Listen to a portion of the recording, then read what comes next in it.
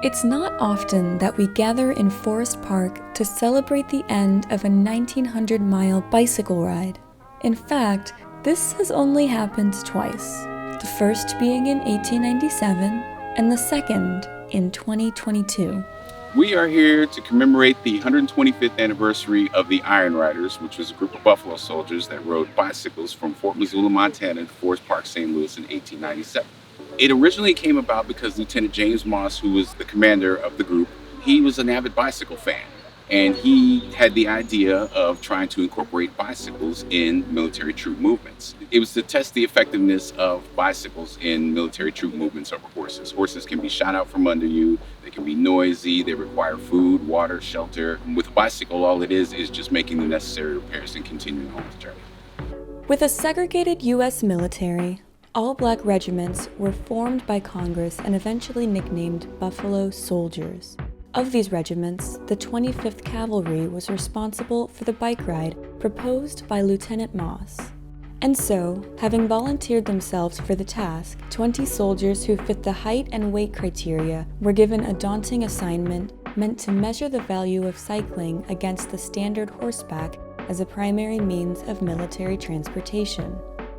Enthusiastic and ready to prove their strength and dedication in the face of judgment from white peers, these soldiers, under the direction of Lieutenant Moss, began a long-distance test ride starting in Missoula, Montana on June 14th and ending in St. Louis, Missouri on July 24th, arriving in Forest Park to a crowd of proud onlookers. Officially titled The Great Bicycle Experiment by newspapers, this journey took them through Montana, Wyoming, South Dakota, Nebraska, and of course, Missouri. This trail was chosen in part because of the varied and challenging extreme conditions, climates, and landscapes that would adequately test the range of efficiency of transportation by bicycle.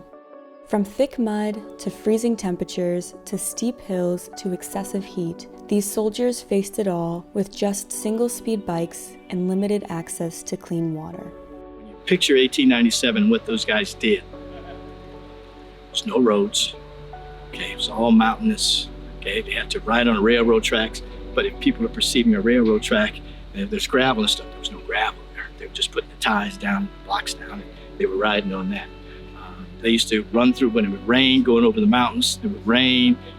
They called it gumbo mud because it was all mixed up with all the mixture. They had to ride on the side. They had to carry the bikes. They had somewhere close to 50 to 70 pounds. They were a little different. They were one speed. It was really a great experiment. Despite the incredibly harsh conditions, these cyclists integrated themselves into the communities they stopped through. It was very, very unique and very, very positive. It's not Black History Month. It's not Juneteenth. It's not any of those other, Dr. Martin Luther King's birthday. It stands alone. It's part of Army history. Buffalo soldiers helped build this country.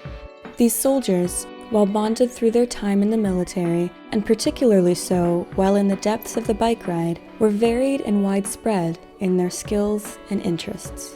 Now, while they weren't riding bikes, they were fixing the fort, they were building roads, they were marshals, they played in a band.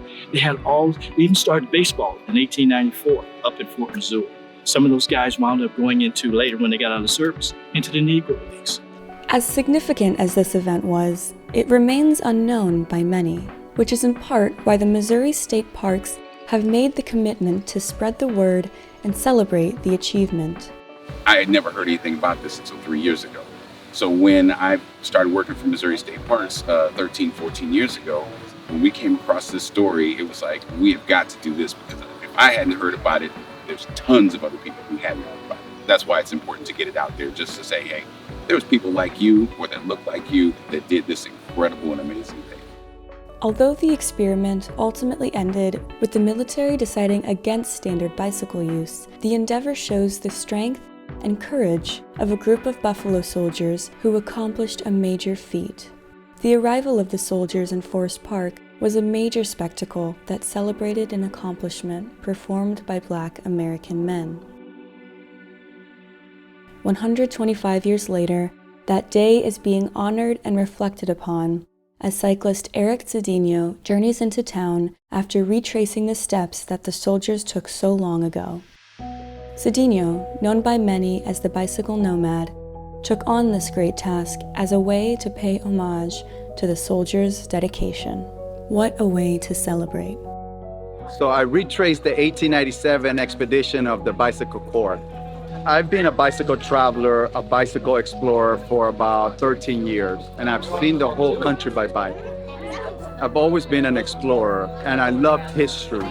So I wanted to know who were the first people that traveled by bicycle. And I came across the Bicycle Corps. And that just inspired me because for the first time, I've seen people that look like me, but that traveled 125 years ago by bicycle. I definitely felt connected with each one of them, especially it's such a hard trip, physically, mentally, spiritually. There were some times that I'm like, wow, if I would not have been doing this, retracing history or paying homage to these guys, I probably would have left the trip long time ago. I probably would have flown home before Nebraska. That's how hard this trip was. What kept me pushing was like, those guys did it, and they dealt with harsh conditions. I mean, they just went through so much that I'm like, how can I just give up? These guys paved the way for me to be here. I have a son now. I want him to be inspired by these guys. These are explorers of colors that are not written in books. It's a U.S. history, but it's also to inspire the next generation of kids to dream.